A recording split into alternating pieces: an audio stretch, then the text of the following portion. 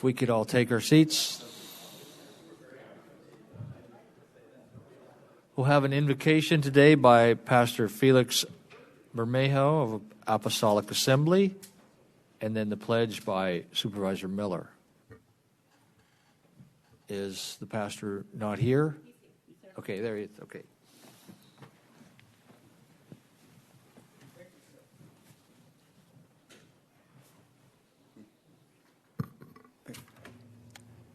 The Bible says, "Blessed is the nation whose God is the Lord, and the people whom he has chosen for his own inheritance." Heavenly Father, we thank you for your blessings. We thank you for another day, and we thank you for this meeting. We ask you that you bless it and that you give each and every one wisdom and understanding, Lord. We ask you that you bless our lives, bless our families, that your hand, your protection be upon each and every one of them, Lord. We ask you that you bless the city of Florence, and you bless our country according to your loving kindness and according to your mercy. In Jesus' name, amen. Amen.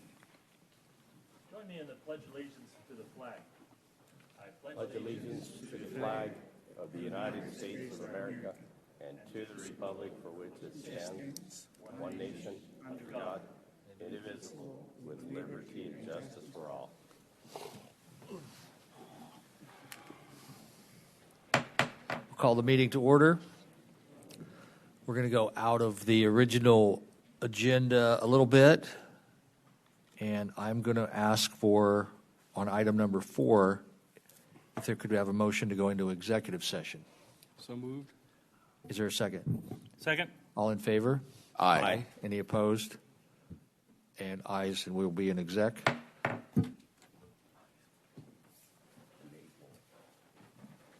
you going to go in and tell us why you're not going to be in? You can't even go in and... Okay.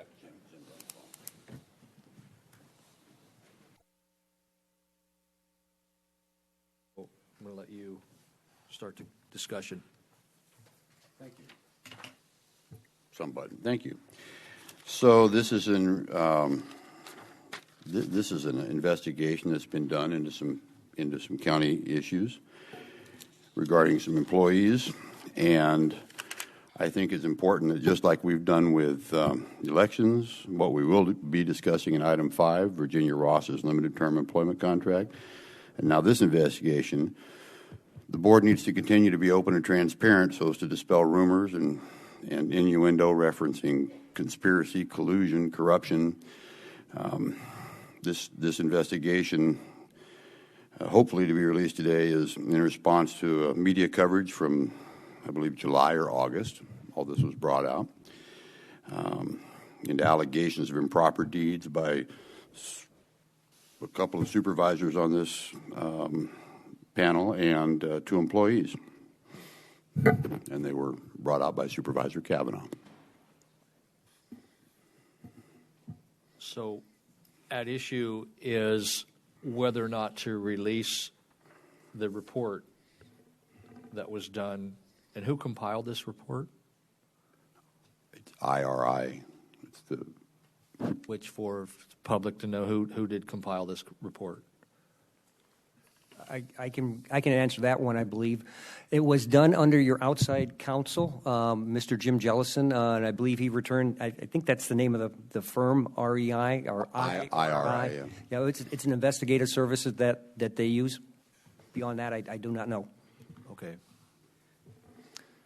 Anybody want to weigh in? Supervisor Miller. Thank you, Mr. Chairman. I just have a question. If the we vote to waive the privilege, and it becomes a document that can be requested through a public records request, I understand it'll have to be reviewed by the attorneys, and I'm not sure if it's our attorneys, Mr. Jellison, or both, for a redaction process, because there's certain things that need to be redacted, and there's certain requirements. Can somebody tell me how long that process takes? Because I remember years ago, there were a lot of public records requests, and there was a pretty lengthy period, I mean, talking months and months and months, But I don't know what the workflow looks like for redaction at this point in time for this type of a document. Mr. Chairman, Supervisor Miller, I can answer generically on that. Not seeing the report, that normally would depend on the length of the report, how many pages it is, for example, how many people have been interviewed, and what some of the subjects and topics are. Normally, when you release a report like that, you are able to redact certain things, certain names, addresses, social security numbers, the like, things that could be, that are really spelled out in the statutes that allow you to redact certain things. And it depends what kind of investigation. Sometimes in criminal investigations, you may redact a little bit more because you are actually looking for other witnesses or so forth. Now, this one wasn't a criminal. This was an HR investigation, if I understand correctly. But it would really depend on Mr. Jellison, the length of the report, and what's in there. How many people were interviewed? How many people, supplied documents? What were those documents? Were they used? Those are the things that will be looked at. So the answer to that question, number one, it depends. My best lawyerly answer of all time. Yep. The typical lawyer answer, it depends. But it would be Mr. Jellison that would be privy to go ahead and review that. The county attorney's office, because we have a conflict in this matter, we don't have the context for who was interviewed, why they were interviewed, and any of those type of information on what the questions were asked even. So because of that, he is in the best spot to go ahead and perform those redactions, because he is the one who requested the report in the first place. Okay. Because I just kind of remember there being a span of time to get something like that done, good, bad, or otherwise. It has a lot to do with some workflow and some issues like that, and I don't know what kind of priority it would take, but I can tell you it wouldn't be ready tomorrow. I don't think that would be that quick. Could be a period of time, but anyway, I was just trying to get an idea of what would happen should this board vote to waive privilege. Mr. Chair. Yes. If I may, my understanding of the redactions would be sensitive information like phone number and address. I understand. I know there was a time, I'm pretty sure that Mr. Volkmer reached out to the Board of Supervisors at one time. We had to hire on more attorneys because we were having so many public records requests, and we couldn't get through them fast enough, and we were being accused of dragging our feet, but it was just a volume of work, if I remember right. And I didn't know where we're at in this point in time. Mr. Chairman, Supervisor Miller, you are absolutely correct. There are situations where the workflow does require additional time. Usually that comes down to having to perform search requests. Someone wants email, someone wants correspondence, someone wants something that's not already prepared. You have a report that's already prepared and compiled. The time period usually drags on when you have to start compiling that. As I explained, getting public records, searching for emails, phone numbers, and the like. Those type of things take a while, and they take a lot more time to redact. I can tell you had, just because, I've been looking at public records the last 2 days on some related to elections related, ones that are still outstanding that we are working our way through. There were over 1,300 public records requests that the county received last year, and that's from when we just started tracking them in, I think it was April or May, when we got the software to start tracking them and assigning a number. So there's a significant amount. Right. Well, okay, and thank you. I'm a little bit off the topic, but I kind of wanted to just have a frame for what this might take. Probably not as long as some of those others. Supervisor Kavanaugh. Thank you, Mr. Chairman. So when investigations are done like this, they're typically work product. In fact, the attorney in this, when I was interviewed, the investigator made it clear this is work product and it was not going to be released. So when you have a sort of an informal interview and provide information, it's different than when you're going to testify. And so without the benefit of notes and so on, there may be items that would be germane. In fact, I would ask that the investigation be reopened so that additional information could be added. Because just from what I know, I know that the report is incomplete. The questions that I'm concerned, this is unusual because there is a lawsuit in the process here. And so releasing this at this time was potentially an incomplete report because there's other information that has been discovered as we've moved on, would jeopardize or potentially impact the case one way or another for the county. And by doing so, there's no benefit at this moment. 30 days from now, we have a hearing coming up fairly soon. And so this may come out as a result of a subpoena anyway. But at this moment, the plaintiffs have an obligation to do their own research. And the county would be handing them, in contradiction to the interests of the county, would be handing them a report that they may or should have done themselves, gathering information. So I think it's wise to release this report, but not at this moment. I would recommend that we if we're going to vote to release it in 30 days. That way, the investigator can be provided additional information that may provide a complete picture, items that are discovered since the original investigation, that the board would then have an opportunity to look at additional information, because this case isn't just, it's not Kevin Kavanaugh versus the plaintiffs. I'm being sued in my capacity as a board of supervisor. So it impacts the financial well-being of the county and the insurance pool and so on. So that would be my recommendation, is to set it out for release in 30 days, but that gives the investigator time to receive additional information to paint a complete picture. So, Chris Keller, there's nothing that says that information cannot be added. I mean, it's not the end all. I mean, if new info comes out, that should surely be introduced into whatever court this gets into. That would be correct, and that would not be unusual. That, one side or the other takes exceptions with, an investigative report that's done, and they tend to supplement it or provide additional, clarity, if you will. Okay. Anyone else?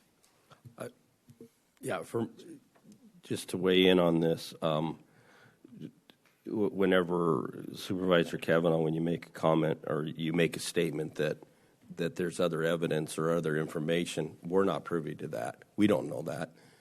What we do have is the report that we do have shows certain information that we did have, that they did a full-on investigation with, and so that's part of the problem that we've got, is that statements are being made that can't be validated or verified, whether or not that's true or not. And so Ronald Reagan once said, trust but verify. I think that's where I'm at with some of this stuff. And so when I look at this information that we're talking about, and the things of that nature, for the sake of being open and honest and transparent, you yourself have made that comment multiple times in some of the things that you've done, or in trying to bring things out and making the public more aware of things that are going on in the community or in the county as a whole, based on those. And I think we as a board have kind of taken that on ourselves to be more transparent in some of our things. Case in point, what we've done with the elections and how we saw many of the flaws and the mistakes and everything else. Of course, that was pretty evident. But we did a full-on investigation, and we've full-on have made changes. There's still more to be done with that particular. And so this right here that's before us right now, sometimes sometimes comments or innuendos can be done recklessly by elected officials. And then the investigation goes on and things of that nature, and I'm not implying that's the case here, but what I am implying is we have to be careful in a lot of the things that we do as elected officials.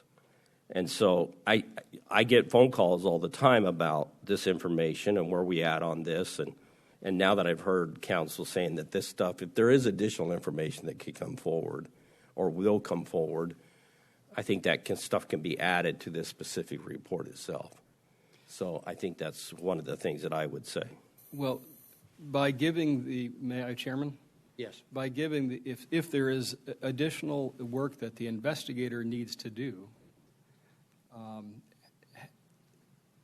the investigator would be benefited and the county would be benefited by not having other items disclosed and giving him a brief period of time to run down a few leads without a bias out in the media, in the public, that would hinder his investigation.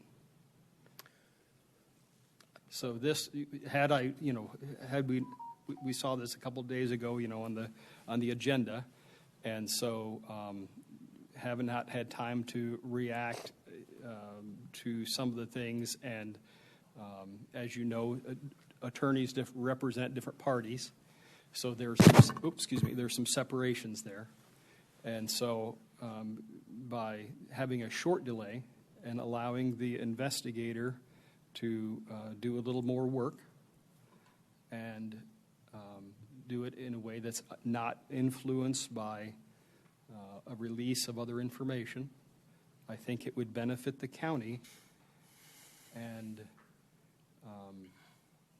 our job. We have a fiduciary duty to the county, and I think it could potentially harm the county by not allowing him to do a little bit more before it's released. So, Mr. Chair, if I might. Yes. So, two things with that. And I appreciate the fact that you bring up fiduciary responsibility. That's the bottom line. We do have a fiduciary responsibility. That's our job here, is to oversee the fiduciary aspect of this particular county. We weigh in on all the financial part. That's one, and I appreciate what you said. But then the other part is that what's interesting is our investigation's done, as far as I've seen with the investigation that's been there. Our investigation's done that we've done. More that you're talking about, I don't know from your defense, from what your attorney's giving you, but for what I'm seeing from a county perspective or the other board members in this, I'm getting the impression our it's completed. Is that not what everybody? It's kind of what we've been advised. That's what we've been advised. There are investigations completed in this. Well, and because of the legal separations, I was not in those board meetings to say otherwise. So I can't say, hey, guys, you might want to look at this because of the separations that are required. So had I been in the other exec sessions, I could have said, hey, this, and this. These are some other things. So your perspective is correct, but your perspective is incomplete. So it is wise, I think,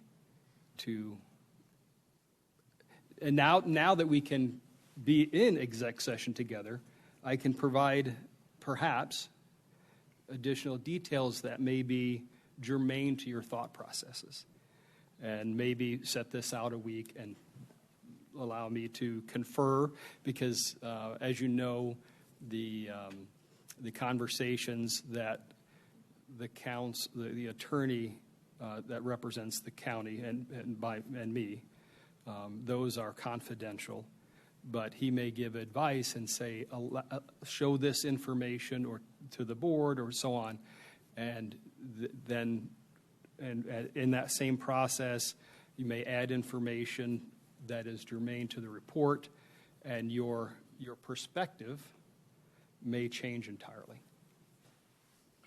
Steve? Thank you, Mr. Chairman. A couple of things here that confusing. The reason I went down the path of how long does it take to redact, thought that might give some cushion or space on before it becomes public. It doesn't appear this type of a product would take that long, might get redacted a lot quicker than other stuff in the past. But one thing that's confusing to me is the report, if I understand right, was offered to your council where you would have seen it and would have had opportunity to address those issues. I don't know the strategy. I don't know what your attorney advised you or why he would not have taken that product and wanted to see it. I don't know. But I wished he had, because we wouldn't be here today, I don't think, at least discussing, asking to push it out. I don't know what the harm is to push it out, if there's more information that gets added to the investigation. I don't know if you would, your counsel, Mr. Kavanaugh, would use the same investigator, and then if he doesn't use the same investigator, I think then you might have conflicting product, two different products. That bothers me in some ways. Maybe it's not a bad thing. Maybe it is a bad thing. But anyway, so I just feel like there's been opportunity for you to see the product through your counsel, and I'm not sure why that didn't happen. What's 2 or 3 weeks add to this thing? I don't know. But I am about transparency, and I do want it released at some point in some time for the public to know it and see it and have it. I mean, I really applaud the stance this board has taken for transparency, and I appreciate it. So, but I don't know if you can opine on what your attorney's strategy was, and I don't really expect you to. Well, the admonition. I just don't want you to put out what your Yeah, so it's a kind you. of a catch-22. So you know, you have attorney-client privilege conversations, and I wasn't aware of everything that you said. We'll put it that way.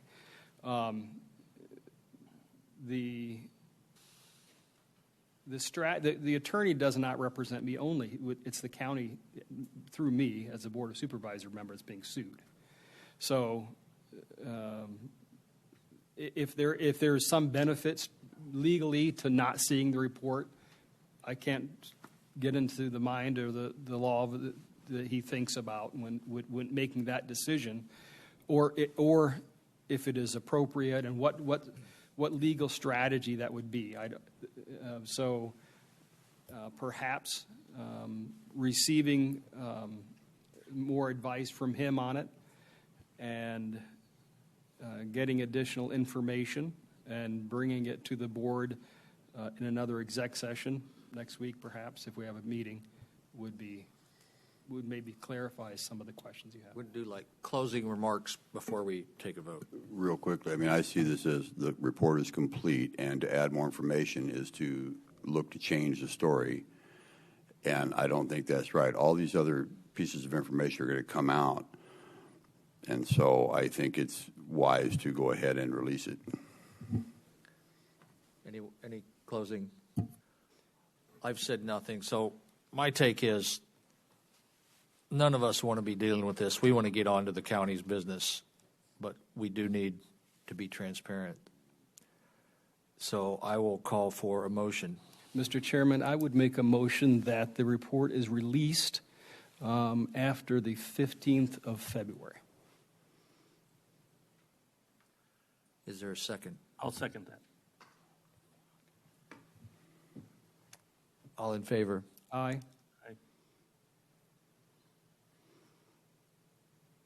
Opposed? I'm still considering my vote. I'm wondering, 15th of February, so that's 2 weeks. And what would be the effects of that, Chris Keller, as opposed to now? I don't know, Mr. Chairman, if I really have an answer to that. It's just, you're going to delay the release of the report. That was what the motion was, to, just wait 2 weeks to release it. If you do that, you may want to have, to Mr. Miller's point a little bit earlier, ask council to begin any redaction process during that time period. But other than that, no other effect.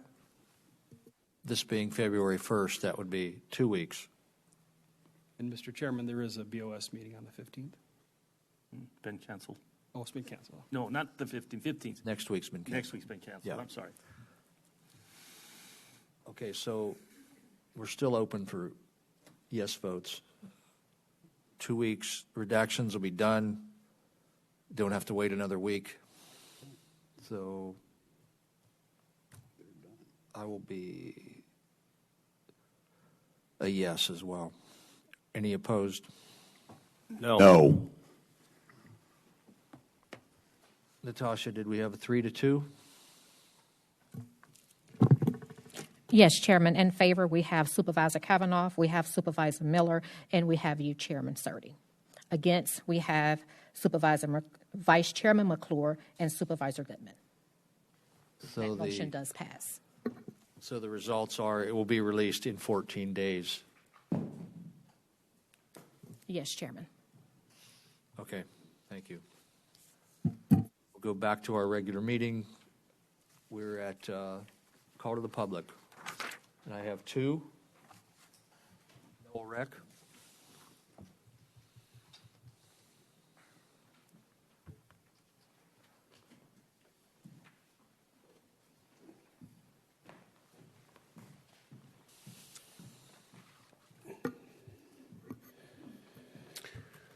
I'm Noel Reck from Casa Grande.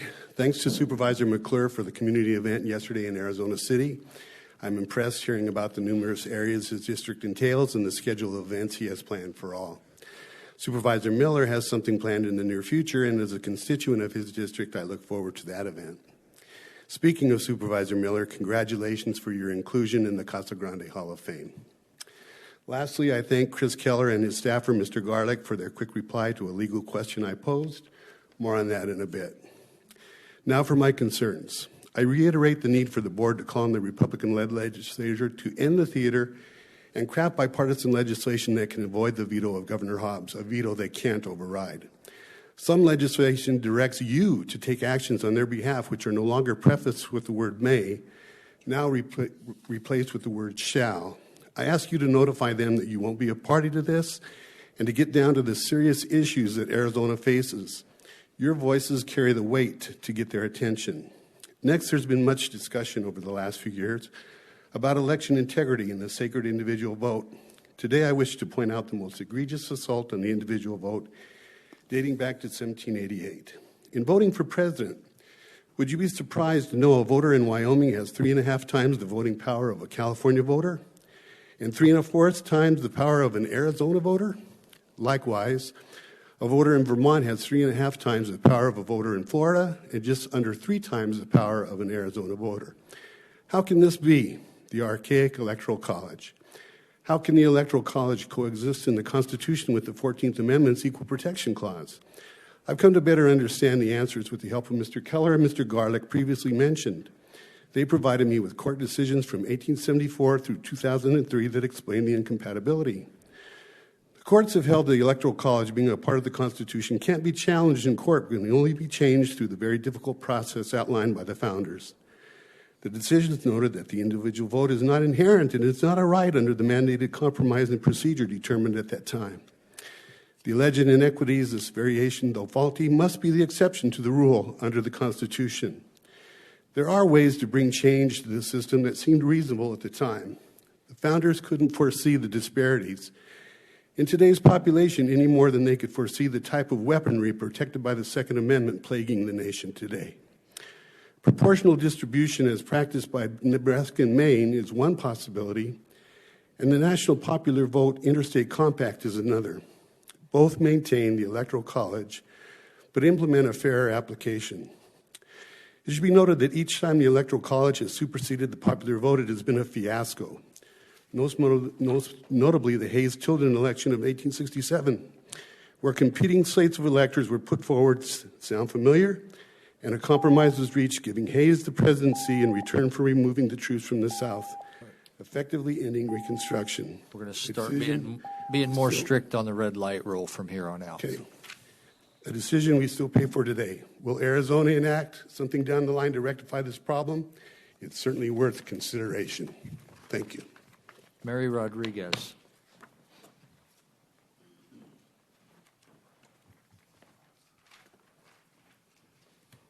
Good morning, Chairman Surdy and the board. I'm Mary Rodriguez from Casa Grande. 2 years ago, I chaired an elections focus committee so that we could better understand how Pinal County conducts its elections. That committee was closed out last year. We gathered lots of information. It closed out, and now I am going to propose that we form a citizen signature verification committee that can review and examine issues that are currently arising at the Arizona Senate Elections Committee. Up there, they authorized a citizen group to review signatures from the 2022 general election. Their presentation from last Monday exposed numerous issues with both signature verification and tabulator issues. I'm just focusing on the signature verification part. A review board here could focus on and address those issues of signature verification.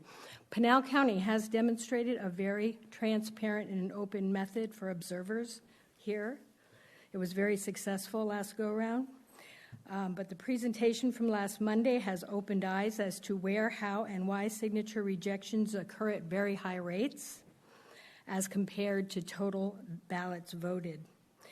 I will be contacting my supervisor. I am a constituent of Chairman Miller, or Supervisor Miller, and I would like to discuss how this could be accomplished with the county.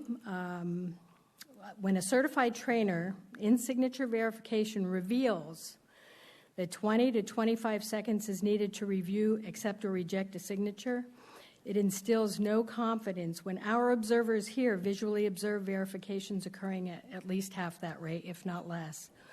And we do need to look at that. We want to instill confidence, as the whole intent of signature verification is to produce a legal voter. We want to make sure that legal voters are voting. And we want to be sure that the process of establishing that is effective.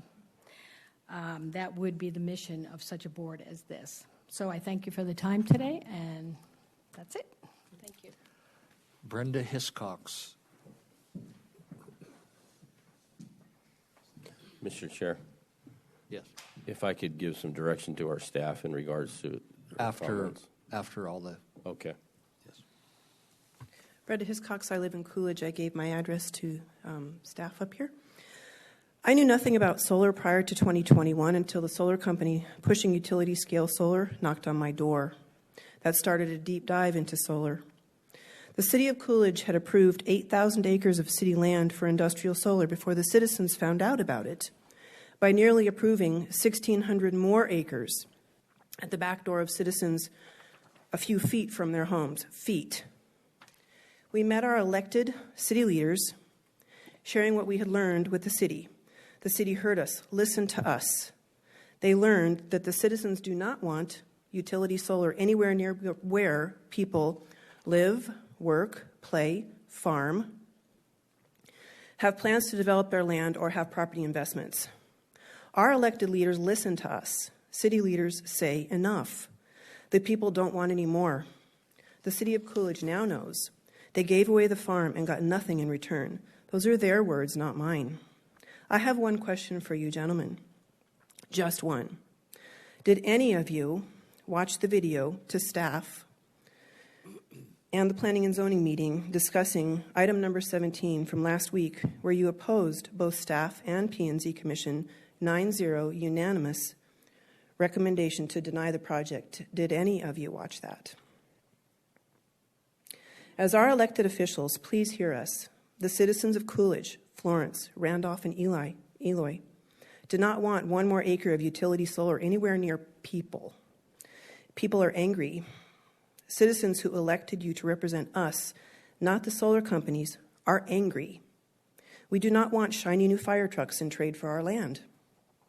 The entire notion that Pinal County will be a utility landscape for Maricopa County and SRP's benefit is causing extreme stress, anxiety, depression, frustration, and anger among the people who actually live with this crap in our backyards. You are squandering our land forever over the worst use of the land there could possibly be. That's all. Thank you. Courtney Ramirez.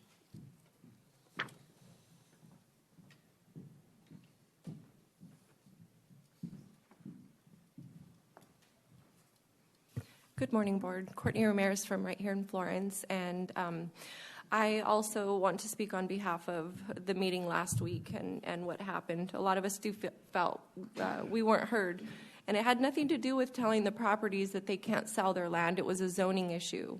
It had nothing to do with them not being able to sell their land or restricting them as the Board of Supervisors.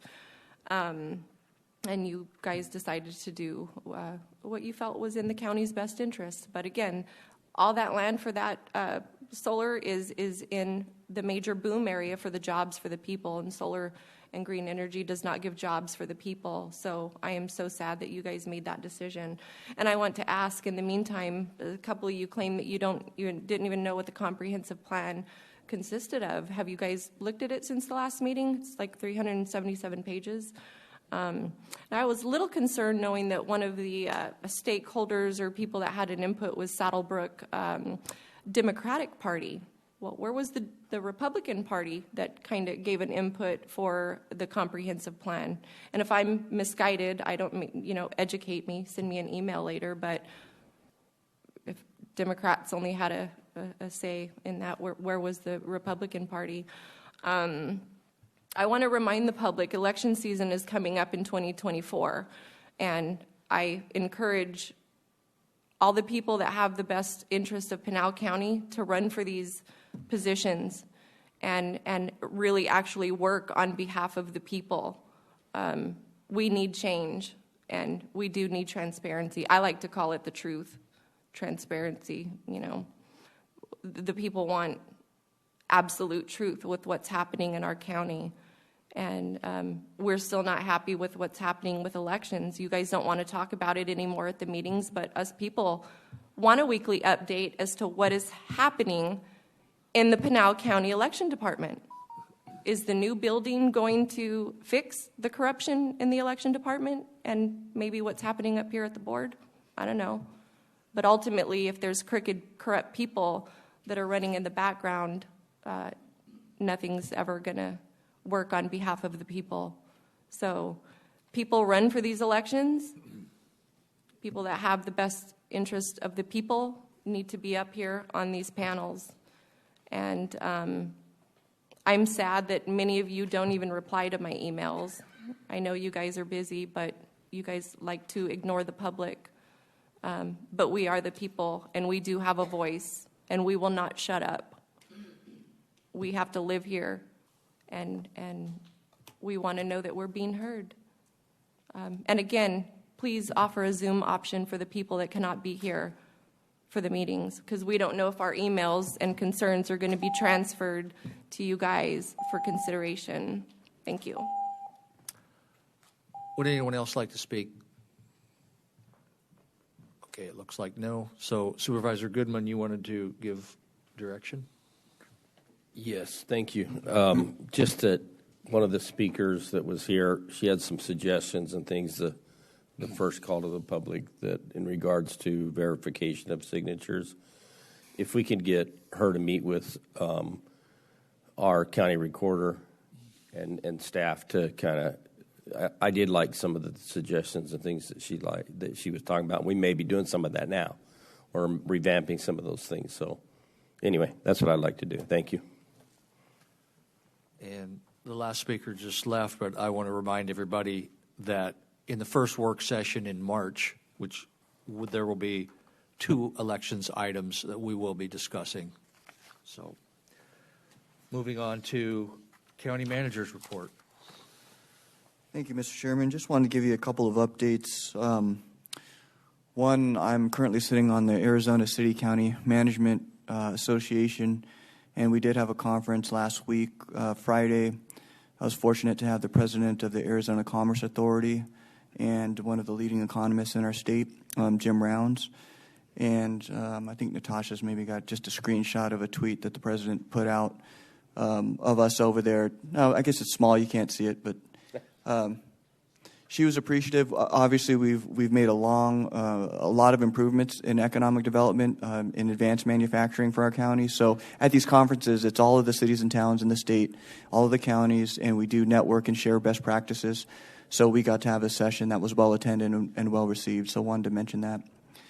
And then later on that evening, I got to go to the Casa Grande Chamber of Commerce annual meeting, where one of our supervisors was inducted into their Hall of Fame. I think a great honor and a great showing of somebody who has lived and given back to their community over many years to be recognized. And there was a few. So it was a very inspirational event. And so we do have a video. And last time Supervisor Miller's profile video was played, we didn't have the volume. And so this time we have the Hall of Fame video, and hopefully we have volume.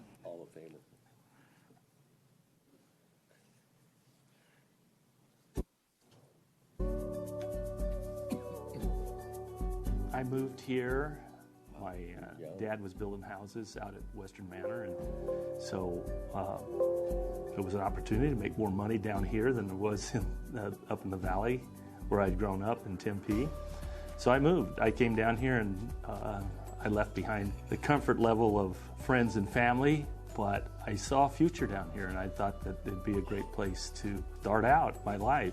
Consequently, I did. I moved down here and started framing houses, worked for a couple of different small contractors around here, and later on met my wife.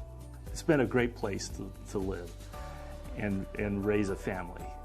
You know, as the kids grew up and became involved in either Little League or sports or different programs, you know, we just volunteered. Lori and I would participate in those activities to give back to the community. I always thought it was a good family foundation to include the kids in those types of organizations, and it's just always been a great experience for us, and I hope for other families where we were able to help. One of the things I think I like most about Steve is you know where you stand with him. You know, if he disagrees with you, he'll tell you, I don't know that I like that idea. If he does agree with you, he'll say, you know what, that's a good idea. Let's work on this together. And that's something that Steve has always been able to do, to build coalitions of people, get the group, which is not easy to do. Getting a group to do anything is not easy. But getting a group of people to move in the right direction for the betterment of the community. Steve has been part of Casa Grande's community for a long time. He's originally from Tempe, and I know that Steve has done so much for the city of Casa Grande. It's really an honor for me to, number one, know Steve and to call him a friend and call him a colleague.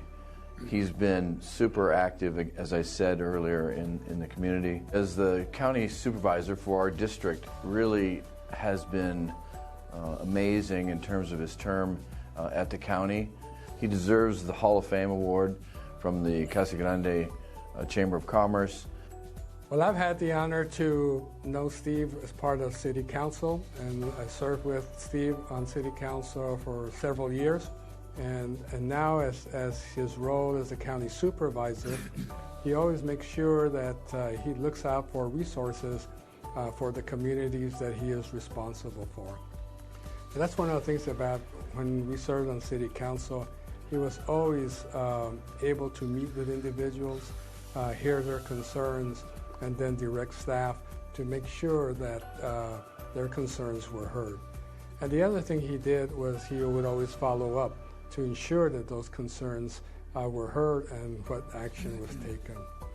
You know, I've had the pleasure to be around Steve and his wife on a personal level with my wife, and you know, he's always had a sense of humor, and you know, one of the most important things for him is family, and I think that then translates to where he puts his efforts in terms of the community. I am somewhat of a political nerd.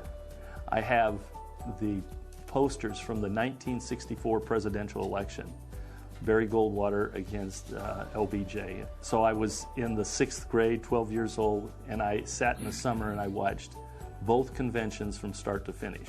Politics has always fascinated me. When I was working at Country Walk Homes, after I had left the city and I was back in the private sector, I said to my then boss, a gentleman by the name of Tom Ramsdale, I said, I think I might run for city council someday. And he looked at me and he said, you should do that. I said, really? He says, I think you should. And he's a good guy. He's quiet, but he's powerful. Usually when it's Hall of Fame, you're kind of go on your way out, but I still think you've got a lot more to give. And I just want to say congratulations, Steve, on this great award, and truly reflecting upon that, you put all your years into being a servant to the community, and you can tell what that means to the community as per this honor.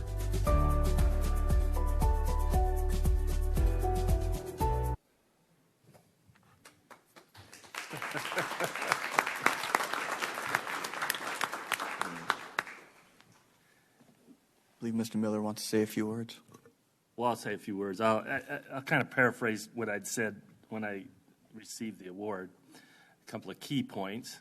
One, it's pretty obvious I married up. So I'm very blessed to have a family that I have. Just a lot of good fortune over the years. I mean, I kind of wish Mr. Bean was here, because when he brought up a couple of weeks ago about I was asking about affordable housing, that is why I came to Casa Grande, was to work on affordable housing in a project area that I wish they would kind of go back to the method of how they were able to do that. That'll be another discussion for another day. But just a lot of great years raising my family and participating. It's kind of funny, I talked about the sports, and the one sport I spent more time in that didn't get mentioned in there was soccer, because I spent a lot of hours putting together soccer organizations and coaching.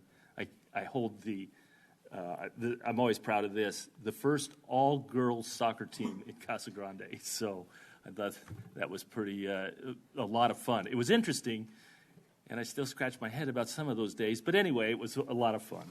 But thank you for recognizing me and putting that out there. And certainly if you have any questions, you can ask me later. But thanks again, everybody. Isn't it a coincidence that Tom Brady waited for this until he retired? So, yes. May I add to that? Yes. So, working as a board, we have disagreements and agreements and so on, but in my working with Steve Miller, I found that he's pragmatic, he's knowledgeable, and offers help when asked, on whatever the issue was. So it's a good thing to have someone with such experience like Steve on the board, and I wish him the greatest. Thank you. That's all. Thank you. Okay. Purchasing Division Report, Tierra.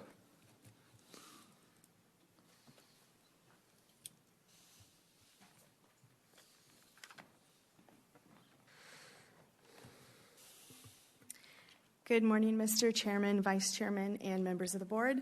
I'm Tiara Peterson, your purchasing manager for Pinal County, and this is your purchasing report for February 1st, 2023.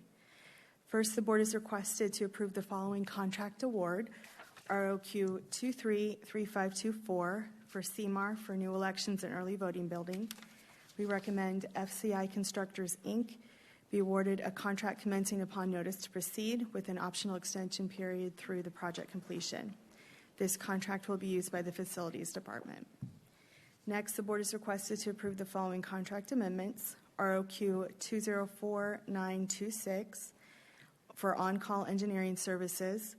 We recommend approval of amendment number 2 to exercise the optional extension period beginning March 28, 2023 with the following suppliers: ACOM Technical Services, Inc., Dibble Intellis, Inc., Point Engineers, LLC, Somas, Stanley Consultants, Inc., Strand Associates, Inc., Trace Consulting, LLC, T.Y. Lin International, and Wood Environment and Infrastructure Solutions, Inc.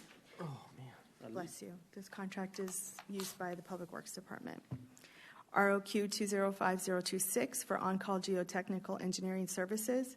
We recommend approval of Amendment Number 2 to exercise the optional extension period from March 28, 2023 through March 27, 2024 with the following suppliers: ACS Services, Nino and More Geotechnical and Environmental Sciences Consultants, Quality Testing LLC, and Western Technologies, Inc. This contract is used by both the Facilities and Public Works Departments. And finally, ROQ 205126 for on-call land use planning services. We recommend approval of Amendment Number 2 to exercise the optional extension period beginning March 28, 2023 with the following suppliers: Michael Baker International, Inc., Norris Design, Plan at Communities, and this contract is used by the Community Development Department. And that concludes your Purchasing Division report for February 1st, 2023. Any discussion? Then I'll ask for a motion. Mr. Chair, I'd make a motion that we approve the purchasing report dated February 1st, 2023 as presented. Is there a second? Is there a second? Second. All in favor? Aye. Aye. Any opposed? And the ayes have it. Thank you. Discussions concerning the limited term employment agreement and performance award entered August 4th for Virginia Ross. Chris Keller. Thank you, Mr. Chairman. In order for us to go ahead and properly present this item, this was discussed last week in executive session, and we provided you some legal advice regarding that. But I think before Kent goes up and explains, the advice that was provided to this board, it may be helpful to have a little bit of context on how you got to enter into that contract with Ms. Ross. So I think Leo has that beginning part to brief you on first. Yeah, thank you, Mr. Chairman. Thank you, Chris. I just wanted to maybe give a little bit of a window from the business operational side for those that may not know what was happening at that time, so that they can understand a little of the business operational context of this agreement, why it came to be. Unfortunately, and as many remember, the previous director before Virginia Ross was not able to execute and implement the elections to our expectations and our standards. We found ourselves in a situation where you got a niche field where there's not a lot of people who have a lot of experience in Arizona elections.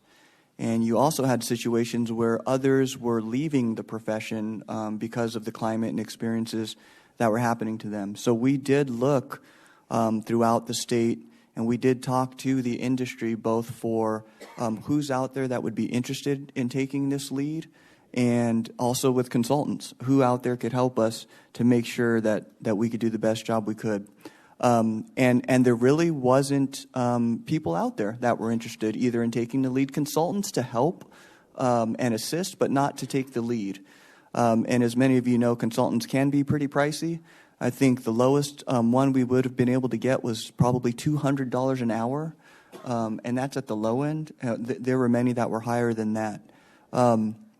In this process, and which I'm grateful for, Virginia Ross had previously run elections and recorder's office simultaneously and had experience executing good elections under tough conditions.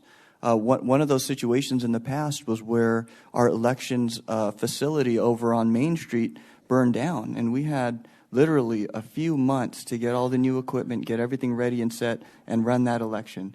And it was an incredible feat by Virginia and the rest of the team at that time. And so I was grateful when she offered to step in, knowing from her experience the crunch that we were in, because we were talking about a situation where now we have to do the hand count, we have to canvass the primary, we have to get everybody trained properly, and we have to get those reports canvassed. Not only that, but we were already recreating the ballots for the general now that we had the primary results. And those ballots were going to be due in September. So we had all of this happening really fast. Virginia graciously offered to take the lead for the department, to form the team, to firm up the training. And if you remember, my memory was at those meetings that the public was very supportive, and that was important because she had the respect and the credibility and the relationships with the stakeholders to be able to bring everybody to pull this together. Not only that, she knew the people in the county and the resources of the staff that would be able to execute. She's the one that brought Jerry in, that brought in Melina, and that brought in Corinne, who we got very positive feedback in the trainings, which also then we knew as an organization, and the public was very supportive of that, then Dana can rise to the occasion as the recorder. So all of these pieces for us were really the best answer in order to be able to do the most effective job we could in under those circumstances. And do it quickly. In addition, part of what Virginia was giving up in that process was some time in the system that she would have normally been the recorder, because that's a different retirement system than what the rest of us are under. The elected official retirement system and the employee retirement system are two different systems. So she was giving up a calculated benefit on the back end of her retirement that would be in effect for the rest of her life. I mean, she may live, 5 years, 10 years, 20 years, 30 years, 40 years after retirement. So all of that was being considered in a limited term employment agreement, which, by the way, we have these limited term employment agreements in place because there are times and situations just like this where you need an expert who's going to have to come into a special situation for not your regular employment, but a small amount of time to get specific job done. And so a part of that, as we were discussing, what it would take for Virginia to be able to do this was consideration of consultant fees, was consideration of retirement. And when we had this discussion, she could have just said, hey, this is a $200,000 job. I know I'm going to be working 60 to 80 hours a week, which is the reality and is what she did, and under very challenging circumstances.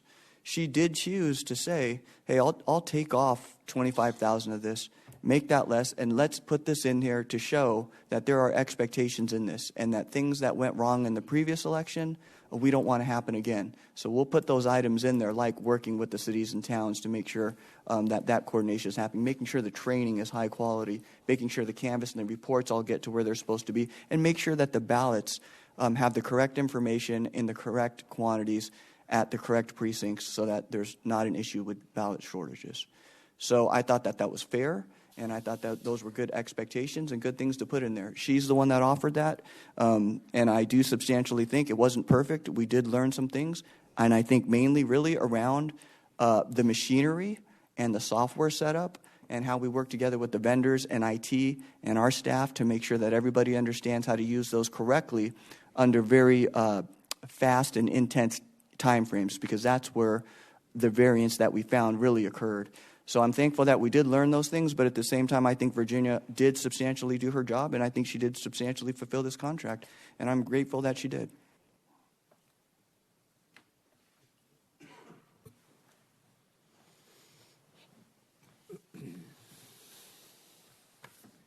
Good morning, Chair, Board. Ken Volkmer, Pinal County Attorney.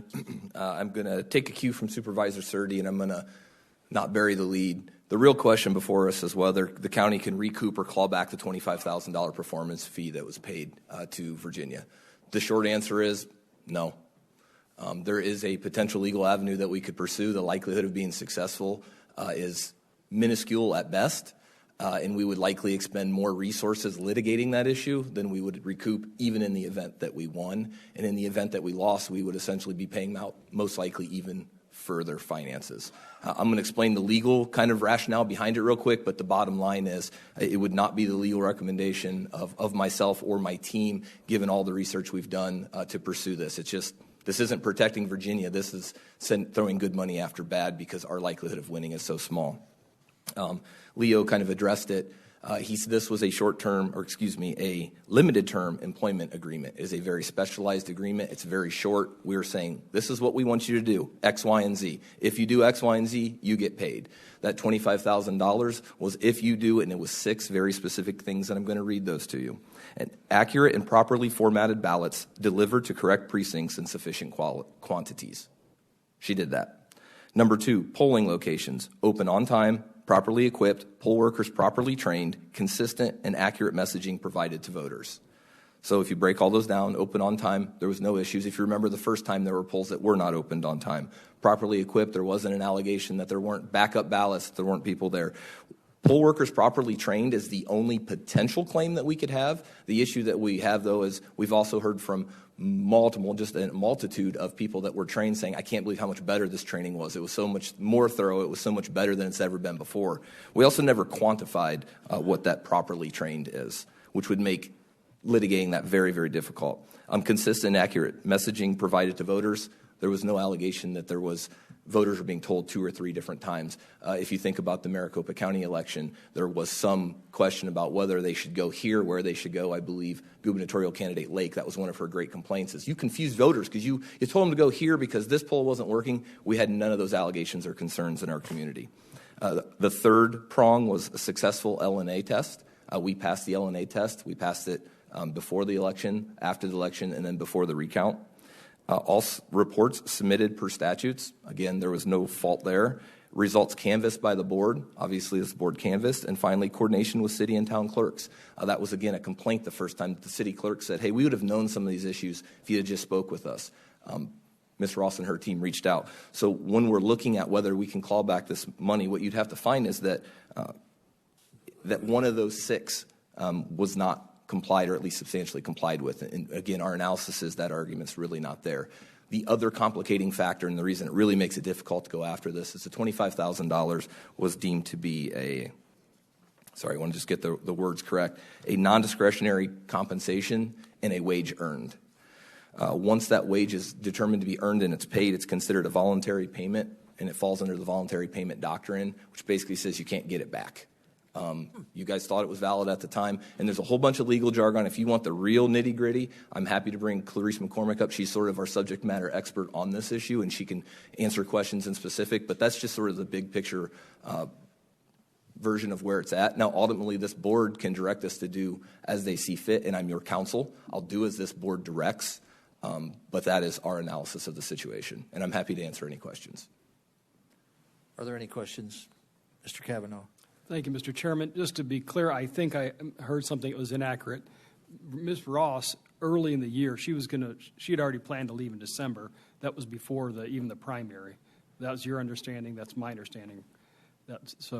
She was going to leave, I believe, January 1st was my understanding, because that would have given her 10 years, so she would have hit the additional multiplier. Okay. And then, so this issue is brought up by the public, knowing that it's not likely you go back and claw back a bonus, but people are naturally concerned that we didn't do an election quite right. So a couple of things when we talk about the requirements: consistent, accurate messaging to voters. Was that accurate? It seemed to be largely, and we don't know. We don't know what Virginia knew at the time she said it, so we can't say that that's inaccurate to the public. We can't say no. This absolutely was an error that Virginia made. We can't do that. And we talk about balancing. I think that in October, we had a question about was the messaging accurate, and Virginia Ross said, so the process has always been the process. They have to balance. Then we take the information we enter to the master audit logs. So then later we learned that there was not a balance. So that's a concern, but it's not one that's worthy of, that doesn't rise to the level as, hey, you didn't perform, and we have a remedy for that. And if I can jump in very quickly, Chair, just because he's bringing up a lot of good issues. One of the things that's important is you have to look at the time that wage was paid, what we knew and what we believed. So again, at the time the wage was paid, we had absolutely no idea, and that's part of that analysis, whether it's even subject to any clawback provision. And who wrote the elements of that contract? My understanding is it was a negotiation between county management and Ms. Ross herself. Who was the author? The county manager may be able to answer that. Yeah. Virginia and myself. Okay, so Ms. Ross wrote the elements? Yep. The 6 elements? Yes, sir. And did you run it by the county manager? Or, excuse me, the county attorney? I don't know if we ran the specifics. I don't recall if we ran specifically. I know in principle we talked about it. But I don't know that we ran it across the county attorney's office specifically on that content. So my only request in the future is that if we have these and there's specific performance, that we might run it by very clearly the county attorney's office. Sure, will do. Mr. Miller. Thank you, Mr. Chairman. To process, though, I mean, anything that's put on the agenda does go through the departments, would have gone through the county attorney's office. So somebody in the county attorney's office would have seen it before it went on the agenda. Am I correct in that assumption? Not on this item. This item in particular wasn't specifically on an agenda. I'm sorry. Okay, thank you. Mr. Chairman, Supervisor Miller, to add a little bit of clarity to that, you had previously authorized, this type of form of contract limited term employment engagement. I want to say back in the spring, early summer, maybe, as one of the additional tools, among many, that you were giving county HR and management to, in order to kind of, stem some recruitment challenges that they were facing. Yes, we've used it before. So, Mr. Chair. Yes. I would just like to call out the innuendo there about not quite right election. What do you mean by that, sir? Mr. Kavanaugh? We don't know.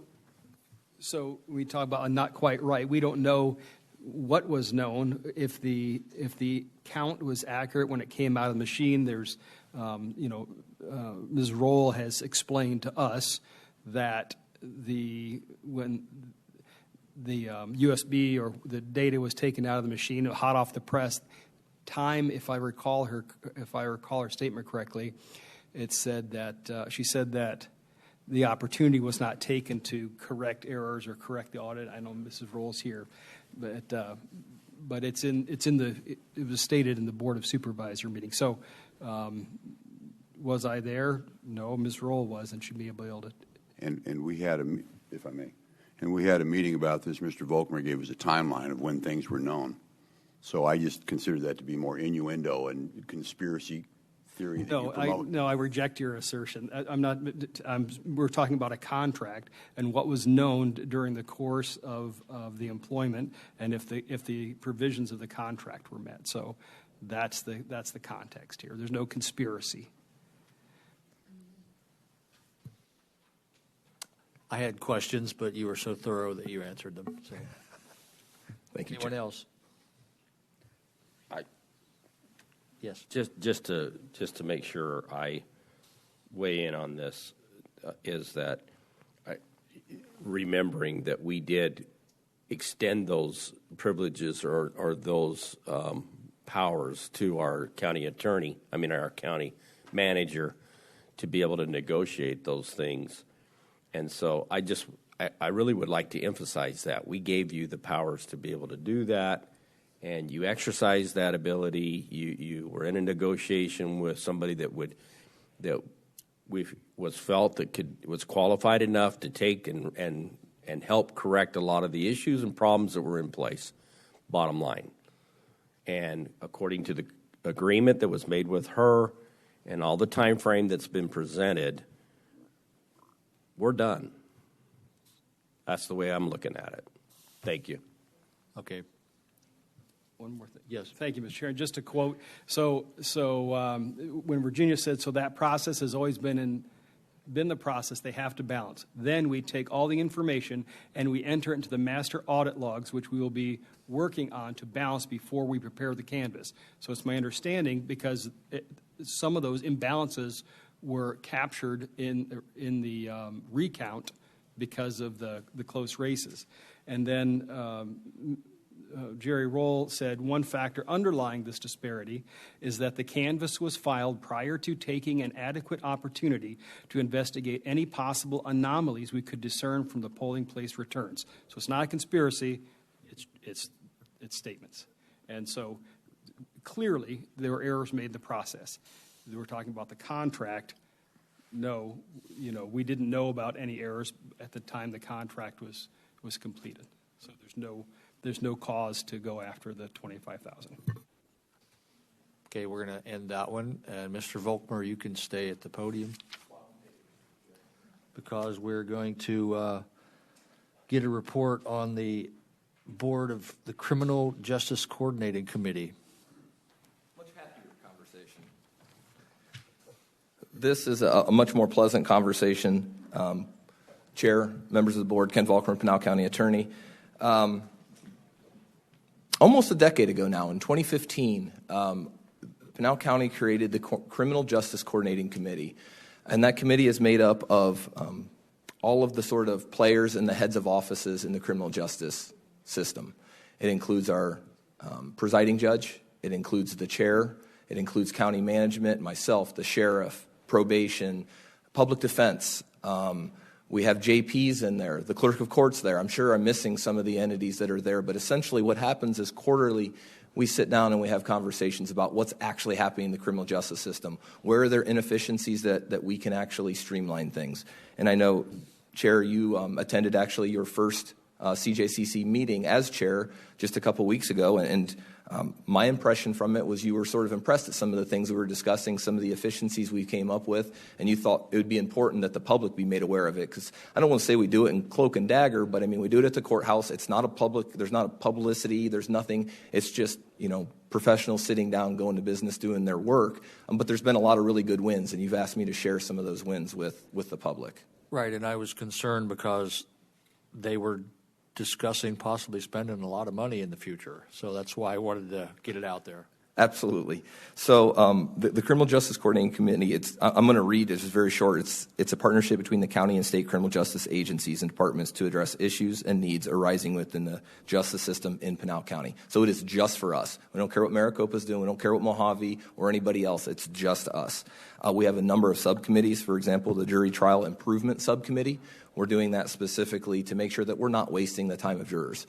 Our county's large. We're the size of the state of Connecticut. If you drive from Saddlebrook, if you drive from Maricopa, if you drive some of these communities, you're driving an hour and 15, sometimes an hour and 20 minutes. Some of the mountain communities, it's an hour plus to get here. And then if we're not using you, you spend all day there twiddling your thumbs. We didn't call you to a jury and you get sent home. There's a lot of frustration. So we looked at the most efficient manner to handle that. We have justice court redistricting when we had to do the redistricting that you all did just a couple years ago. There's a self-represented litigant subcommittee. I got nothing to do with that one. But those are those people that come in and don't have attorneys and they're trying to figure it out. And they're really trying to make the process better. So ordinary person can come in and figure stuff out. There's a pretrial case processing subcommittee, again, to speed up the process. Specialty courts, executive steering committee. That's actually, if you'll recall, this board authorized the funding for a specialty court coordinator that's got all the national trainings using the opioid settlement money. That was actually the recommendation of the specialty court executive steering committee. There's also a juvenile justice subcommittee and a mental health task force subcommittee. The juvenile justice specifically is what the chair, I think, is referring to. So the Juvenile Justice Committee has identified that while we've just done an expansion with our court is not real conducive to handling juvenile matters. What ends up happening is kids that are being as young as 11 or 12 years old are essentially being intermingled with 40-year-old career criminals. You've got families that are dealing with really serious, and we try to do the best we can to separate them, but it's one courthouse. There's only so much we can do. We've got families that are dealing with children being removed by state agencies. We've got custody battles. We've got all of those things that are sort of going on, and they're just sort of interspersed throughout the courthouse. National standards would suggest that having a separate standalone juvenile court facility is in the best interest of juveniles. It's in the best interest of not sort of desensitizing them to the criminal justice system. The reality is, I'll say this as a prosecutor, I want a kid to be a little bit afraid when they go into a felony superior court. I don't want them to feel comfortable. I think you want to be, there is a deterrence there. Like, I want nothing to do with that. If you're just there for custody matters, if you're there for other stuff, it doesn't have that same, we want to stay away from it. And I'm a firm personal believer that deterrence does work. One of the things that the committee has identified is that we need, at this point, to start looking forward to developing a facility. We have our juvenile justice facility. When we built it, our average daily population was well over 100. Our average daily population now is less than 40. So we have almost half of a building that's not being adequately used. So they're identifying ways that it can be more accurately and better repurposed. And actually moving a courtroom in there is one way. And if you're going to move a courtroom there, the idea is to put everything there. So you have a juvenile justice hub where everything's going to get handled. I believe there's going to be a presentation. I'm not the presenter. I've not personally been overly involved with it, but I know that is something that our presiding judge or presiding juvenile judge who actually presented to this board just last week on the human trafficking issue. I think they're going to probably come back and present this to the board, but really that is the people in the criminal justice field saying, look, this is best practices. Our county, we're not a good old boy network anymore. We're attracting billion-dollar companies. We're competing with the very best companies. Our facilities, our processes should match what we're doing on the economic development side. So there will be a presentation where they're going to ask this board to, I believe, authorize funds to create a standalone juvenile facility on currently county-owned property. I don't even know if Leo's fully aware of it. So I think that's originating more on the sort of court side of things. There's also some big wins. So it's not a group that sits around and figures out how to spend your money. Sometimes you have to spend money because that's what the community requires, that's what the service is. But there's also been some huge savings and some real things that we've pioneered that we're really proud of. For example, PCSO has actually done a video court, and they've had to work with the Pinal County Public Defender's Office. So currently, if a defendant has a court hearing in Maricopa, the city of Maricopa, 2 officers have to drive this defendant about an hour and 20 minutes, wait for anywhere from 20 minutes to an hour, whether it's 1 or whether it's 25. If it's 25, it has to be more people. If it's 1, they have to go over, they have to wait to the hearing, then they have to transport them back, and they have to rebook them in. That whole process takes hours. It takes more than half a day that we're wasting. Nobody in the state has done this to our knowledge, but what we've actually facilitated is the ability to have that person appear remotely in that court. So our jail staff, instead of having to get all these people around and drive them all the way across the county, burn the gas and everything else and waste all this time, they can take them to a dedicated room. And we've worked with the public defender's office so they can make sure they have adequate access to their client and the proceeding can actually proceed forward without having to waste all those additional times. A back-of-the-napkin figure is it was going to save well over $100,000 a year in perpetuity because of that agreement. So again, I just want to point out some of these wins. E-warrants, we have the same issue. We have officers during regular course of business, they have to drive over here to the courthouse and wait for a judge to sign something. If it's after hours, they have to go to a judge's personal house. They have to go back to their place. They have to type it out. They have to print it, and they have to come take a physical copy and wait for a judge to get off the bench or to have a judge available to read it and sign it. So Pinal County is actually doing e-warrants now, so everything can be done digitally. It'll get sent. They'll pop up with essentially a Zoom meeting. They'll be able to talk with the judge face-to-face. It can be immediately authorized, and there's not that delay. It's the same with return. Once you have a search warrant, once you have executed a search warrant, you have to do what's called a return. This is what we took. This is when we were there. These are all the things. And they, again, have to drive all the way back to the courthouse. So for Florence PD, not as big of a deal. But if you're PCSO and you're in Gold Canyon, you just wasted a couple hours of your time. Again, those are boots on the ground where people aren't actually being cops. They're not keeping us safe. They're doing administrative tasks. So that's going to be eliminated. And that actually goes into effect, I believe, today. The county's also... I would use the term wasted hundreds of thousands, if not millions of dollars in the restoration to competency. In order for a court to prosecute somebody, in order for me to prosecute somebody, they have to be competent. They have to understand what's going on in the case, and they have to have the ability to assist their counsel. We've had historically a bit of a hodgepodge system, and sometimes we'll have to send them to the state hospital, which costs $700 a day. We've had to send them all the way to Yavapai, which costs $400 or $500 a day. We're actually working on saying, no, we need to have our own system here. Again, part of that maturation process that we have. And then our community reentry, the big $7 million that we've just gotten from the state. This Criminal Justice Coordinating Committee is part of making sure that that's implemented. It's actually required by the statute when we receive the money. So there are a lot of things that go on. My intention is maybe to provide occasional updates when there's new, good information. But the fact that this organization exists is certainly a benefit to our county. It was absolutely instrumental during COVID. We were one of the few counties that really maintained jury trials almost throughout the entirety of it. When we needed to include additional grand jury panels to make sure we didn't lose the ability to do grand juries. All of those things happened as a result of this Criminal Justice Coordinating Committee. So again, when we come and the committee is saying, hey, this is a use of money, realize that we're also looking at saving money, and what we're really trying to do is streamline the criminal justice system and really put Pinal County at the forefront.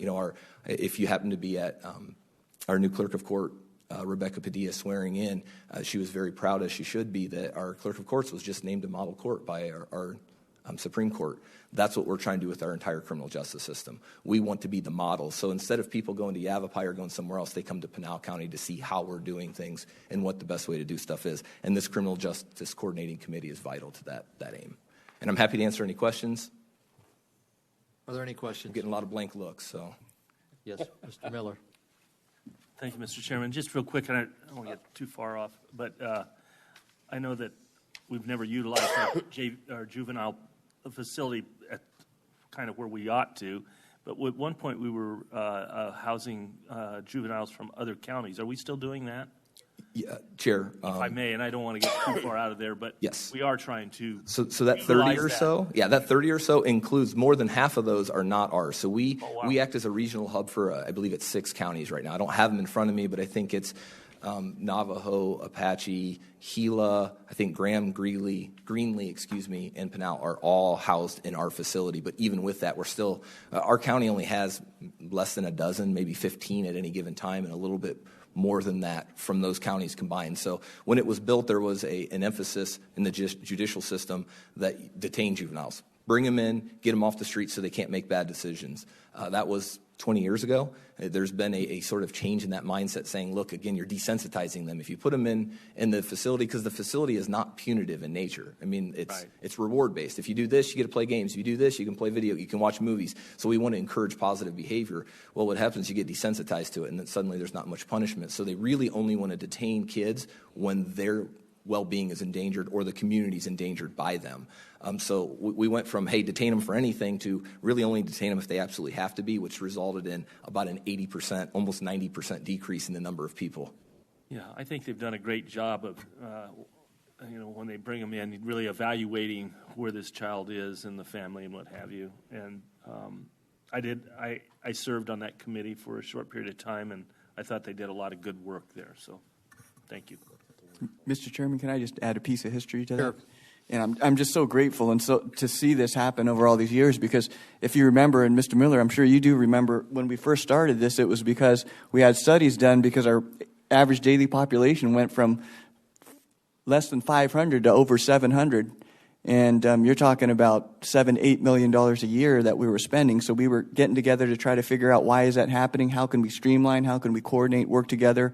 And it has just continued and evolved, and it's really serving its mission. I don't know how many other counties do this. I'm assuming they probably do. But that was probably back in 2014, 2015 when it started, when Greg Stanley was here. So it's just amazing to see, and they truly have saved the county a lot of money. That's when our finances were tight and we were burning through cash, and so that was a lot of that initiative, and just a lot of great coordination between every agency and unit in the criminal justice system. A real diverse group of people on that panel, and that's what it takes to get good ideas out there. Mr. Goodman. Yeah, I was just curious if we still have a board member that sits on that committee, because there was a time when you and I both were sitting on that.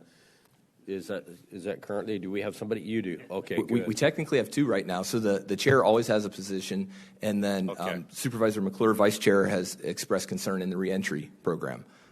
So he's going to remain, I believe, as a board member or an attending member for that very specific purpose. Good. Because there are a number of things that we're doing, and we like to keep county management in the loop. Last thing we want to do, again, is come in and say, hey, trust us, but you need to spend $20 million on something. It doesn't always go quite so well if there's not buy-in from the group.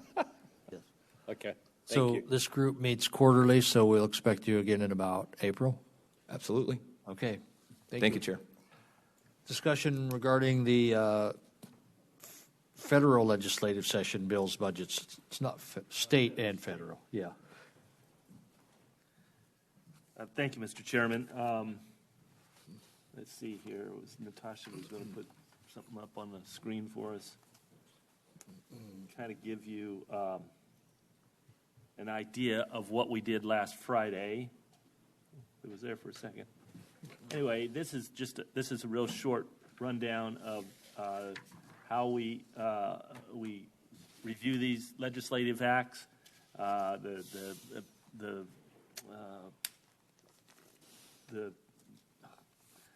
The committee takes and reviews it. We either give it a support or oppose or neutral.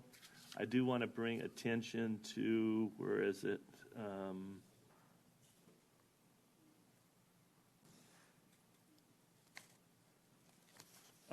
2438. So that is legislation that I've kind of proposed but with Tammy Ruel's help, and it was brought to the PLC for, or the LPC for just discussion so that we kind of monitor what's going on. When the committee asked me about the details and really what it does, I was surprised how many counties didn't realize they don't have authority to weigh in on sewer, and then they made a motion to support it. So having CSA back this is a really good thing, and very happy to see that. I believe there's another agenda that just got sent out by Penny Adams. If you all look at that email, you'll see how many more things we have to look at this coming week, and it's going to really ramp up. But there was an interesting stat brought before us the other day. Normally at this period of time, we probably have between 1,300 and 1,500 bills dropped. We only have about 880 dropped this year. So it's way down. I don't know if it's just that the optimism of getting something passed is pretty low, but anyway, I just want to kind of point out those couple of things that we are moving on. You can see our position on them. I signed in to speak today at the legislature on the transportation committee for some funding for the 24. So I do really encourage all of you to get your log in, even if you're not going to go up and speak, but if you click support or if you click opposed, when they're looking at that in the committee, it shows who's supporting it and who's opposing it. It does have an influence on a lot of committees, so the more the merrier. If we can get us electeds to participate in that, I appreciate it. If you have any trouble signing in or logging in, I know we have some staff that can help us get you through that. So unless you have any specific questions, this is this week's report. All right. We appreciate it. Okay.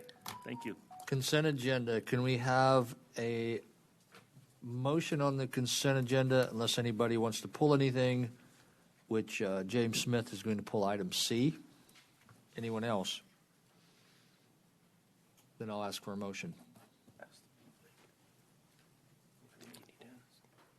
What? I think you need to. C. Mr. Chairman, I'll make a motion to approve the consent agenda A through I minus C. Is there a second? Second. All in favor? Aye. Any opposed? And that ayes have it. Item C, James Smith.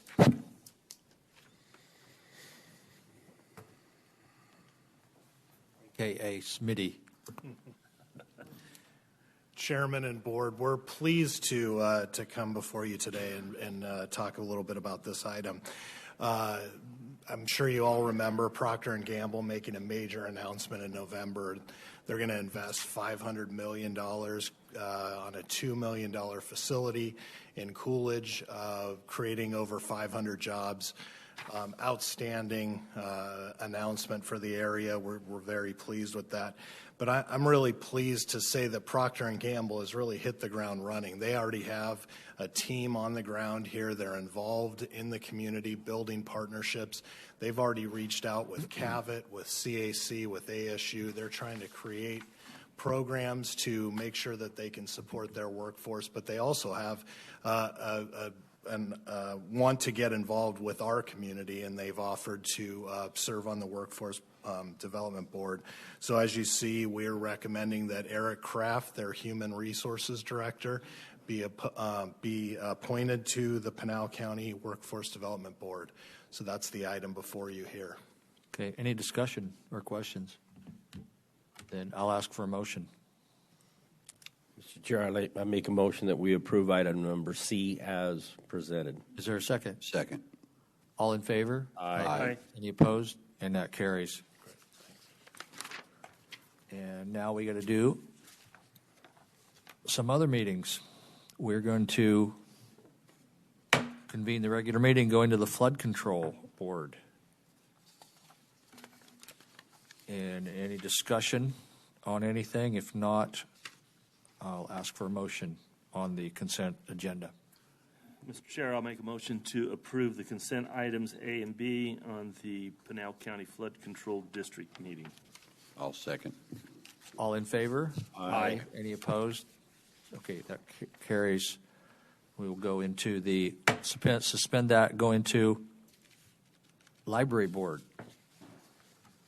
Is there any discussion on that, or can we have a vote on the consent agenda? Mr. Chair, I'll make a motion to approve the consent items A and B on the Pinal County Library District Board of Directors. Second. And a second. All in favor? Aye. Any opposed? And the ayes have that. We'll go into the Public Health Board. And Mr. before Chair, we're going to talk about something before we go, but is there a motion on that consent agenda? Mr. Chair, I move we approve the consent items on the Public Health Services District Board. All right, is there a second? Second. All in favor? Aye. Aye. Any opposed? And that carries. Before we close this session out, does anybody want to make any sad/happy announcements? Leo? Well, yeah. Well, Dr. Spears will be, like you said, it's a bittersweet. I'm happy for her to move on to white sands and blue skies. We will definitely miss her here. She is retiring, and I believe last day will be February 13th. And so since this is our last meeting since last week canceled, I think it's an appropriate time both to recognize her accomplishments, incredible as she came to the county to really stand up, get accredited, and create the family advocacy centers. We already had one in Eloy, but she created the one in Santan Valley. And now we have one in the city of Maricopa as well. And not only that, while she was running those, the county identified what a lacking service provider we had for medical forensics in this county. We literally contracted with Phoenix Children's Hospital, who came, I think, once a week on Mondays, 8 to 5. And very expensive and very non-conducive to the way victimization works. And so Tasha stepped in. We explored a lot of different ways the service could be provided to the county. And at that time, none of our healthcare providers really would step up to the plate and meet that need for adults and children in these situations. And so Tasha created this medical forensics program for us, got nurses qualified and certified and trained to do these for our kids and our adults. And we were wondering how much of a need there really was out in the county, but we didn't know because we didn't provide the service. And once we started to, it showed the level of demand and the level of need that is truly here. So I know she worked long and hard on that, did a great job, secured a medical director for us. And then naturally, as we had a need in public health and the pandemic, she took those reins. And she led that department and that team through really challenging times and did a very successful job. So everything, we called her the Golden Goose because every grant she's ever applied for, I think she's gotten. And she's applied for a lot and has really benefited this county through that. So I guess I'd say she really is one that has the Midas touch. And anything that she gets involved with creates good things, quality services, things that are needed for our community that we didn't have before. So thank you, Tasha.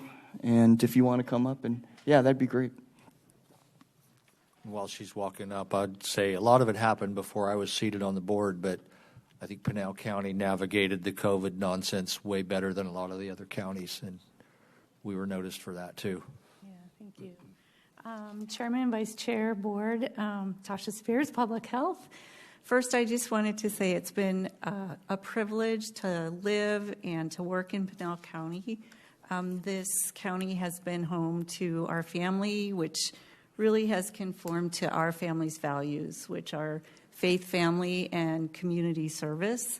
And Pinal County in particular especially the board, has really provided so much guidance and concern for our constituents. So as I sat here, I recalled, the high-level discussions that we've had. I remember Supervisor Miller talking about gain-of-function tests in Wuhan, China, and by the way, I do agree with that, so now I can say that. So.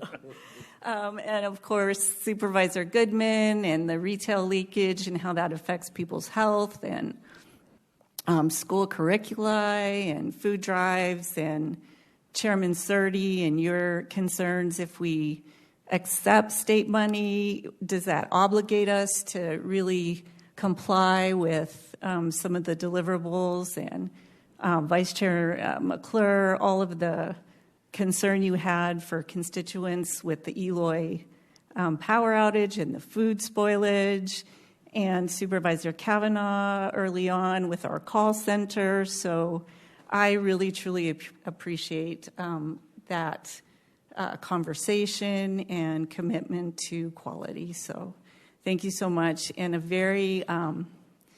I really consider the public health team to be my family, and just great colleagues and dedicated to service. So a personal thank you to County Manager Leo Liu and County Attorney Volkmer and Attorney Chris Keller for all your guidance. So thank you so much. Come visit us in Texas. So. Thank you.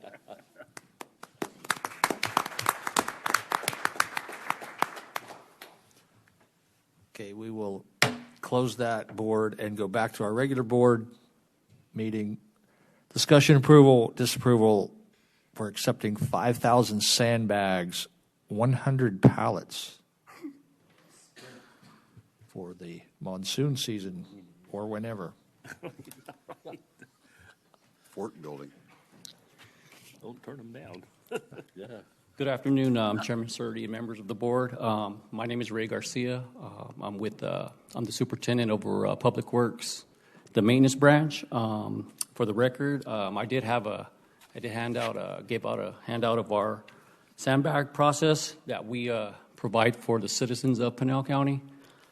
So D.R. Horton is donating 5,000 sandbags to Pinal County, which will be a big plus for us. Because we did utilize more than 5,000 bags in the last couple of years due to our major storm events that we've had throughout the county. So these sandbags will be distributed throughout our sandbag locations throughout the county. So all of our maintenance yards in each of your areas will be supplied with sandbags for the use of our citizens. And not only do our citizens use these sandbags, we also help our little brothers throughout the little communities throughout our county. For example, Superior's used them. We've helped Dudleyville, residents of Top of the World, and they were actually kind of used this year, last couple of years, with all these major rain events that we've had. I do have a presentation. If you can give me a couple of minutes to explain and show you guys on how our process works and what we provide to our citizens.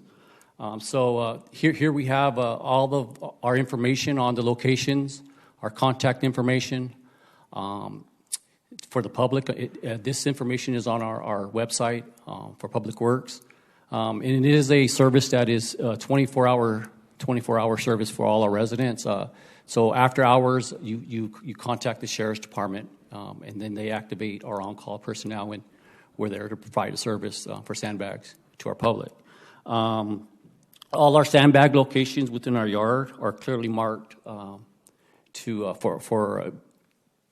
it's going to be an easy process for our residents to figure out where the locations are, what the process is. We do have rules, and they're all posted, so it's very helpful for our citizens. Like I said, each sandbag location, fill location is equipped with sandbagger. We do provide the sandbags. They have to bring their own shovels. So all the information and everything they need for this process is posted on our website. So and I also do have a short video if you guys are willing to watch it, and if you guys want to see. And the video is just a real quick video on showing how the public needs to make sandbags and how to utilize them properly. So if you guys don't mind and you guys want to see it, well, let's. Sure. Yes. Okay. Thank you.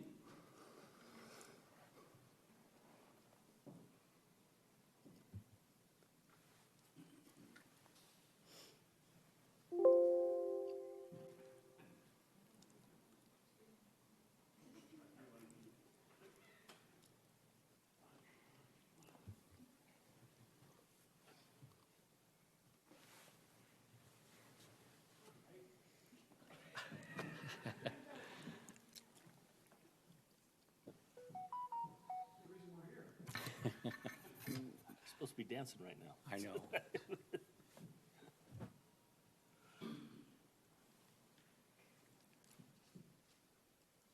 This simple 30-second method reverses memory loss for good. It's so easy, you can do it from the comfort of your own home. That's for me. Hi, I'm Rob Lawson with Pinal County Public Works Road Maintenance. I'm going to show you how to properly fill a sandbag. Using a burlap bag, sandbag shouldn't be filled more than half to 2/3 of a bag. When filling a sandbag, roll the bag over, place it in the hook. This is not an automatic sandbag. Place your foot on the foot feed, lower the bag down, the sand will free flow. Fill in the bag half to 2/3 full. Release the foot feed, sandbag is full. When stacking sandbags, you can either tie, you can roll the sandbag over. Okay, once you've got your sandbags home, you just set a circle around your door so that you can open and close the door and come in inside and out. You don't want to place them flat along the edge of your door so you don't lock yourself or someone else in the home. As you stack them, there's a proper way to stack them.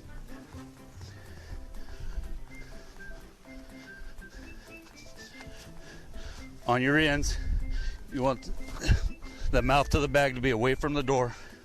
Pat it down into the door, and as you work yourself around, overlap to help get you a good seal. Depending on the height of the water that you feel is flooding, you need to at least lay enough bags to give you a couple inches above what you think water level is going to be.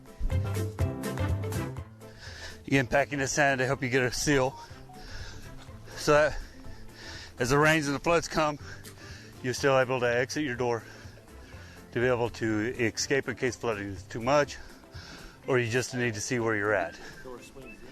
Give me a break. If you have any concerns or questions, you can look us up on pinalcountyaz.gov. You can locate any one of our machines at any public works yard in Pinal County. There you go. So I'll be gladly to answer any questions. No, So- go ahead. Well, So previously, the fire departments have these as well, right? But they don't have that automatic bagger. No, they don't. And we give the local fire departments a couple pallets every monsoon season. But no, they don't. No, they don't. The cities, individual freestanding cities, do we have a yard close that they can use, the citizens? Yes. We have 9 locations throughout Pinal County where these resources are available to them. So yes. Okay. Yes. Anyone else?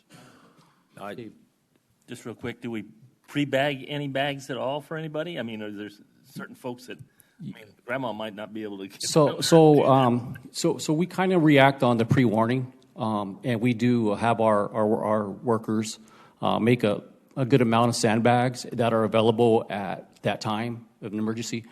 So yeah, they're available and handmade. So that's why be a big plus for these 5,000 sandbags. Sure. They're already made. We'll wrap them up and we'll make sure that they're ready to go for our monsoon seasons.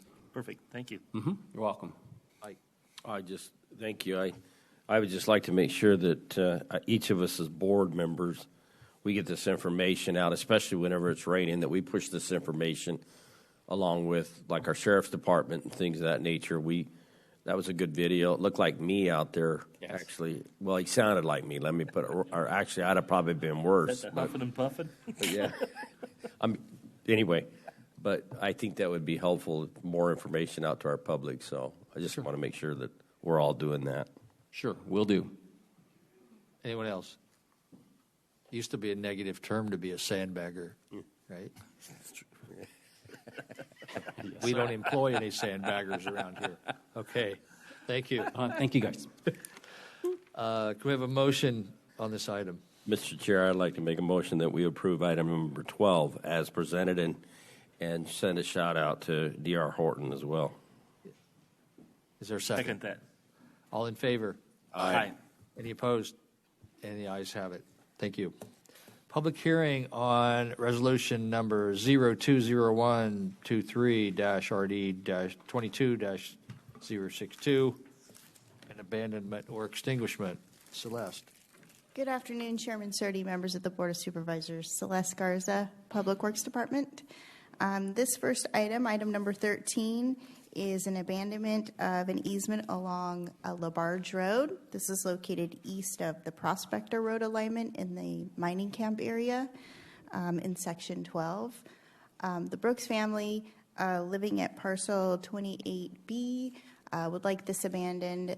There is no through street in this location.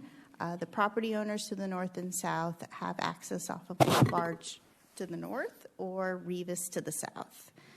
We've notified all of the surrounding utility companies. There's no disagreement. All the adjacent property owners are also in agreement, signing a petition. And the county doesn't have any plans for a future roadway on this alignment. Here are some photos. This one was a little questions? difficult to get to. This is from Bell and Revis. Oh, there we go. Any questions? Okay, any questions? Good. All right, this is a public hearing. Would anyone like to comment on this? Hearing and seeing none, I'll close the public hearing and ask for a motion. Mr. Chair, I'd like to make a motion that we approve item number 13 as presented. Second. I've heard a second. All in favor? Aye. Aye. Any opposed? And the ayes have it. And we have another public hearing on another extinguishment on Canyon Street. Celeste. Item number 14 is another federal patent easement along Canyon Street. This is located east of Wolverine, north of McKellips and the gold mines. This property owner, he would like this little portion abandoned. Hold on, let's see if I can. There we go. It's Canyon Street to the east is already abandoned, so this is a small segment in front of his property that he would like to fence around and prevent people from walking through. We have notified utilities. The adjacent property owners are in agreement with the abandonment as well. So this is some photos of this location. There's the end where it terminates into the already abandoned area. And I am happy to answer any questions. Are there any questions? I don't see any. This is a public hearing. Would anyone like to speak on this item? Seeing none, I'll close the public hearing and ask for a motion. Mr. Chair, I'd like to make a motion that we approve item number 14 as presented. Second. All in favor? Aye. Aye. Any opposed? And it carries. Any discussion on future items? I don't see any. I do. We do have one. Two. So, we should be functioning as a board, and so one of the things that I like to have, if we need to have it as an agenda item, where board members that get information or they go out and they seek information, that the other four board members are made aware of what that information is being shared with all the different. For instance, we had a situation where information was provided at the pulpit, and there was apparent conversation between one of the board members and that individual. And I'm just so that we're all on the same page, because we're being asked, we function as a board, not individually, that any kind of information that is shared with one board member through any kind of direction or any supervisor that they're visiting with, it be shared with the other board members. So I would like that to be kind of a discussion as on an agenda. The other one is we've had all these different ordinance issues and violations, And we always seem to be, our rhetoric always, and which is rightfully so, we don't give legal counsel or legal advice. And so I'd like to look at the possibility. I was talking to a member of the judicial system in regards to this, and their suggestion was made that we seek out some of the local attorneys that we were aware of, and that we kind of provide them a list, and we get those guys for pro bono, that they at least give some kind of consultation to begin with, because we get a lot of these that come before us, and they really don't know where to go. And so I'd just like to look at that possibility where we're not giving the legal advice, but we're sending them in a direction that's not very costly to them, the initial part, and then they kind of get helped out there. That's the second item. The third item, I guess, goes back to item number 4. We didn't give really any direction as to starting the process of redacting, and so now, so that whenever the 15th does hit, we can hit out. That information can be released at that point. I didn't hear that in the motion. So on this item is number 4. not really a future agenda item, because the next time we meet, that will be happening. Right. So you're kind of just asking for, clarification. Chris. Mr. Chairman, members of the board, your item 4 did your item 4 did include, the language at the end of that said, subject to any necessary redaction. Okay. And I believe, in listening to Supervisor Kavanaugh's request, that item was intact, except it will not be released until the 15th of February. 16th? 15 days would be the 16th. I thought it was the meeting of the 15th. Well, we mentioned the... Yes. So it is to be released on February the 15th, but it will not be on the agenda. It's just direction that it could be released on February the 15th. Understood. But that would include redactions, because Okay. that was in the form motion. You're just delaying the release of that item. Okay. I just want to make sure that that's clarified. Thank you. Okay. Anyone else? Mr. Kavanaugh. Thank you, Mr. Chairman. I'd like an exec session on the morning of the 15th with respect to that item. And then we previously talked about what the board's overall policy is on solar and expansion of housing in the county. And I think Mr. Miller said we ought to have an overreaching conversation about that. So I'd like to see that discussion on the agenda. And then it would be similar to what Mr. Goodman said. If someone walks into the office and says one supervisor or two supervisors knew that we had a problem with the elections but didn't say anything. Well, what is the mechanism? We need to have a discussion about that and what would be the mechanism for this or any other issue. Is there a mechanism that should be triggered to inform the board? So I think that's kind of the same. Part of the same thing, that Yeah. conversation. Yeah. Okay. Okay. I'm good. Is that it then? With that, we will adjourn the meeting.